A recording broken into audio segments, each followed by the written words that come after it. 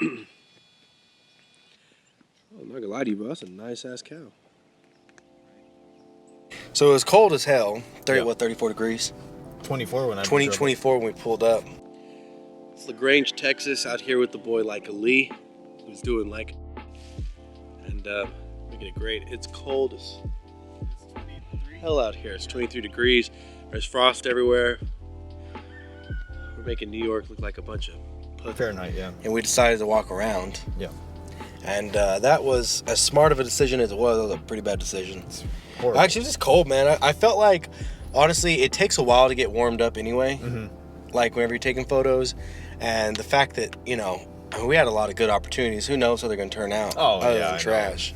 But it's, I mean, we can throw them in the iPad in a second and check them out. But it was the point where both of us were feeling like, damn, we suck. And we're just hoping the other person feels the same way. Yeah. And this confirms that gear does not matter. Gear does not matter.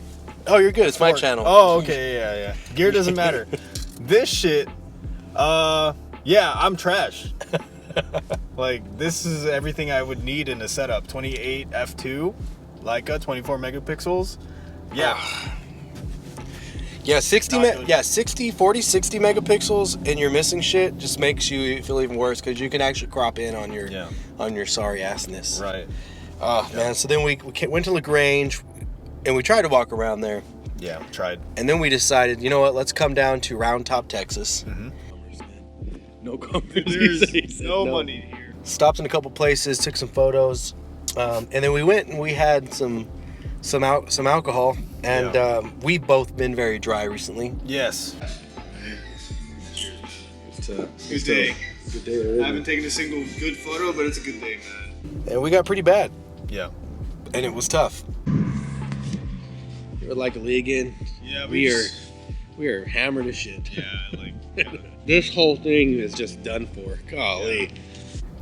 And then we had some good burgers. Yes. Yeah. And here we are now, man. So that was our street photography journey for the day. So yeah, so it was a fun experience, man. Any things that you wish you could have done better while you're snapping some photos? Any compositions or anything that I know you shot a lot of film today. You shot the Mamiya, yeah, the C330 and of course your Leica 262. Yeah. Any compositions or anything that you wish you would have had or maybe more time with certain light and stuff like that? I mean, man, I really wish we made it here at like 6:30 so we can actually camp out for the gradient.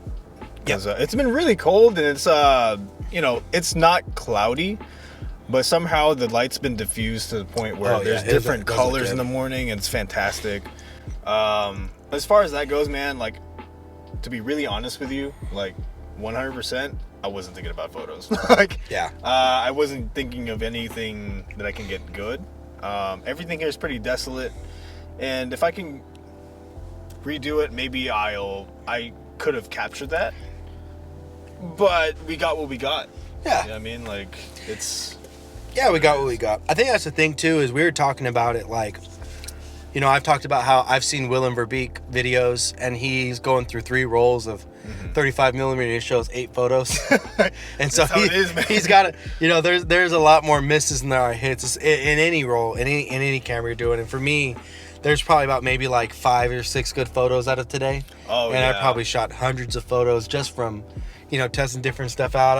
I showed up today and I forgot I had a glimmer glass on there, and so I'm thinking everything's like a little bit too overexposed, and I'm like, well, I like it, but I need to drop it down. It turns out when you're going out, you're shooting, it doesn't matter. We were out for what, maybe how many hours actually on the street? About 4 hours actually on the street. Four. And you maybe got 10, hopefully we got 10 good shots each. Yeah. And but it doesn't matter how long you're shooting. Sometimes it's just a matter of the right light, the right time. We're shooting classic cars. Yeah. And it's nice, but whenever they're surrounded by Honda Odysseys and Accords, it kind of takes away from the aesthetic, or the timelessness that you're trying to capture, right? Yeah. So you're trying to capture an aesthetic. Correct. Trying to capture a feel, and it just doesn't work. And so there were a couple times where it was just what we wanted, the subject, and it was perfect and it was good to go. but it was even dead. Like there weren't even a lot of yeah. people in the streets. Even now, I mean, there's not people out in the streets. They're all in stores or in the car, and so it's hard to even do street photography with people Right. and get certain looks. Like if you're walking New York, everyone's in the streets, but when you're in Texas, sometimes it's hard. It's spread out, and that's the hard thing too. Like, you will have great conversations in a non-photographic context. Yep. But if you want to take a photo of somebody, it's going to be really, really difficult because everyone tends to keep to themselves. Everyone has a gun here, so if they feel that You never know, you know how comfortable people are, and I think that's the thing is when you're in a fast-paced city, because even in I don't know about in Houston, but in San Antonio, even downtown isn't that fast-paced where people don't notice a camera in their face. Right. Even as small as a ZV-1 or an X100V, even as small as even with the Ricoh GR3, people still notice quite a bit of stuff, especially with the camera up. Yeah. I mean, the Ricoh was great because they noticed, but they're like, oh, it's just a rink-a-dink old camera. Right, it looks like a Sony Cybershot from 2006, right? But I don't know what Houston's like for you and stuff like that. You really have to look. I mean, Main Street downtown, it's always bustling around 4 or 5 p.m. Everyone's getting off of work. We have a really diverse crowd in Houston, so it's easy to get telephoto shots, people being super unaware. But I typically shoot 28-35. My favorite is 50, but I'm trying to branch out. I typically go to the parks like Discovery Green where there's like a skate rink. There's a lake there, like a man-made lake. Tons of buildings reflecting light off the sun at certain times, and I typically have my spots, and if I see an intimate moment and they're just hanging out, that's what I look for. I look for really pure, like, moments, like something I could approach them with. And the last really good portrait I took, it was just this couple that was eating seafood from Lotus, and I was like, that smells really familiar. Is that from Lotus Seafood? And I got, Started conversation, and they're like, this is kind of weird. Like, you're starting a conversation out of nowhere. And I was like, yeah, this is kind of what I do. I like to take photos of random people. And when I see that there's a moment that I really admire and that I find beautiful, I have to ask, right? So can I take your portrait? And they were like, yeah. They become really receptive. Yeah. As long as your vibe is, it's acceptable and it's not so brash, right? Yeah. So. Yeah, because honestly, and we've talked about it. We've talked about it with Dorian too quite a bit. There's a big difference between, especially when you're taking photos and running up and taking street portraits of people that maybe don't speak English as their first language or are older. Mm-hmm. They never feel like they can really defend themselves from something like that. So they may say something, but they're not going to follow through with it. It's a whole other vibe when it's someone who can rock your shit. And so you really got to make sure, because people want a photo deleted like that. And sometimes they just want to fight you just because. You can't just take a photo and assume, they're gonna be okay with it. Yeah, YouTube has a thing where they make it seem like, oh, every time you ask for a street portrait, this guy gets it. Mm-hmm. You know what I'm saying? Every time this guy asks and has a conversation or meets someone, they want them to take a photo of him. But honestly, I mean, Dorian says he hardly ever gets denied, and I think he says part of it's with the X100V, like people want to have their photo taken with it. Right. But I've ran into stuff where I've had people say yes to me taking their photo, and me show it to them and say, no, delete that. I don't want that. Delete it. I don't want you to. No, delete it. I don't want my photo on someone's camera. Like, I've had stuff where people have chased me down, like, hey, you need to take me off your camera, and it's like you were never in the shot. It's hard. And one of the hardest things, man, about street, and we kept talking about today, it's like getting warmed up. Yes. It's hard to get warmed up, man, especially whenever you're shooting with multiple I went from 35 to 50. Oh, yeah. And you went 50 to 28. 50 to 28. And then what's on the C330? 65, so it's around like 30, 32. Right? And so, like, anytime you're switching focal lengths, it takes a warm-up period, dude. Like, oh, yeah. Maybe that's one facet of today's shooting experience that I really should have, like, emphasized, just simplicity. Yeah. Right? Like, I love 50. That's what I learned on, like, a Nikon DX 35mm 1.8. Yeah. 50mm or 35 f2 from Fujifilm, and now the Summicron 50mm. So ultimate favorite, like, focal length ever. But now, like, having all these options, packing all the lenses I have for Leica, I was just like, what options should I do? Like, I don't even think you touched the 90, right? Dude, that thing never gets touched, and I feel really bad about it. Yeah, it's nice though. I mean, it is nice.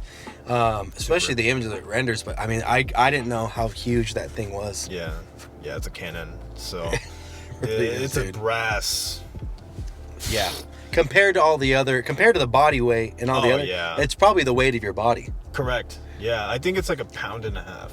Yeah, it's no It's joke. Canadian brass, right? Like, that thing belongs on the hub for Yeah, sure. it literally It's bad. It literally is bad, dude. I mean, it's nice. You know, shout out to everyone who thinks that Canadian M mount lenses are Inferior? inferior 'Cause, or don't understand that they're the exact same thing. You're dumb. Like, Sometimes you do have to just get warmed up. There's hardly a time where I don't know ever, even if it's not street, when you start taking photos, you right off the bat take immediately good photos. Right. It's rarely, honestly, I feel like most of the times where I'm in a shoot, it's like my last 20 photos are my best photos. yeah. And the ones before then, it's like, oh, I really, you know, I really had to figure something out.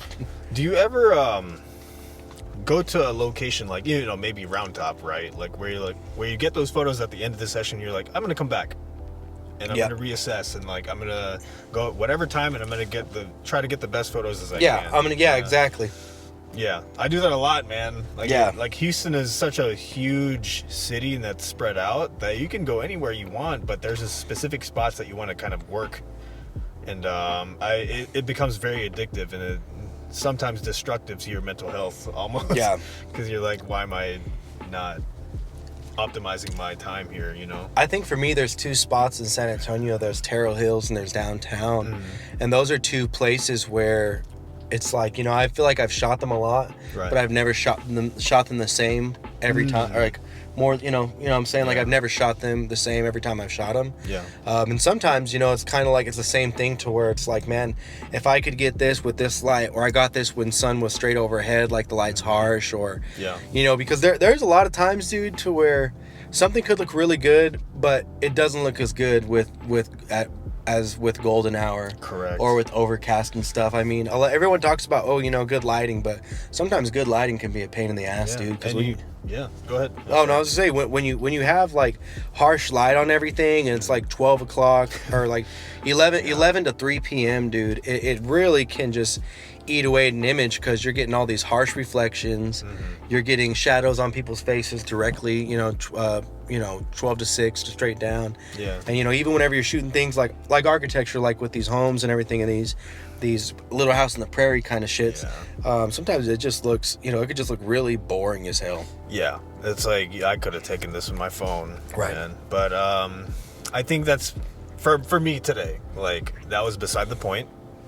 I enjoyed my time taking photos with you. And It was fun, man. looking back at the negatives, I'm going to develop later. I'm going to remember the time I had with you. Yeah. And that's what photography is for me, man. It's just going back in time and just remembering what I was thinking, who I was talking to, and what kind of images I got, regardless of how good they are. Yeah. Right. And of course, like, compositionally, structure is everything, and, you know, having a good composition is required for good photography, but I don't care. Yeah, sometimes just about the moment and Yeah. shit like that.